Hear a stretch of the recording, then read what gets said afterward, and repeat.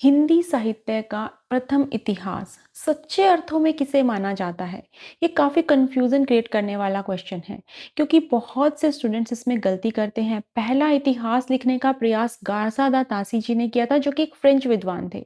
लेकिन सच्चे अर्थों में जॉर्ज ग्रियर्सन द्वारा रचित the modern vernacular literature of Hindustan, इस इतिहास ग्रंथ को ही सच्चे अर्थों में माना गया है प्रथम इतिहास ग्रंथ। अब ऐसा क्यों? जबकि इसका प्रकाशन वर्ष 1888 है और गार्सा दा तासी ने जो इतिहास लिखा था उसका प्रकाशन वर्ष 1839 था। लेकिन इसे माना गया है क्योंकि इसमें पहली बार काल विभाजन और नामकरण देखने को मिलता है। दूसरी बात, जॉर्ज ग्रियर्सन जी ने हिंदी भाषा का क्षेत्र निर्धारित किया है हिंदी साहित्य के इतिहास में, और इन्होंने हिंदी भाषा को उर्दू से, यानी अरबी फारसी मिश्रित उर्दू शब्दों से और संस्कृत और प्राकृत से अलग करने का प्रयास किया है। तो इस वजह से इसे प्रथम इतिहास ग्रंथ माना जाता है। इसका प्रकाशन 1888 में एशियाटिक सोसाइटी ऑफ बंगाल की पत्रिका के विशेषांक के रूप में किया गया है।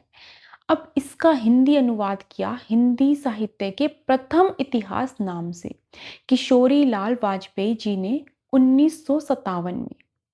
और इस ये जो एक इतिहास ग्रंथ है, ये बेस बनता है फिर आगे जो बहुत सारे इतिहास ग्रंथ लिखे गए हैं उनके लिए। ये एक बेस है, ये एक आधार का काम करता है, ये बहुत ही इम्पॉर्टेंट है। और इस ग्रंथ में जॉर्ज ग्रियर्सन जी ने भक्ति काल को हिंदी का स्वर्ण युग कहा है, और इसके ऊपर कई बार प्रश्न पूछा जाता है। अब इसमें जो नामकरण किया गया है ना, उसका कोई आधार नहीं है, कोई पर्टिकुलर बेस नहीं है।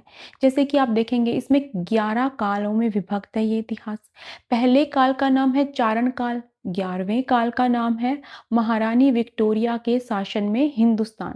तो आप देखेंगे कोई मतलब एक पर्टिकुलर बेस नहीं है नामकरण का। कितने डिफरेंट से नाम यहाँ पर आपको लग रहे हैं, है ना? तो ये इतिहास हमें थोड़ा सा और डिटेल में पढ़ना होगा, जो कि हम नेक्स्ट वीडियो में करेंगे।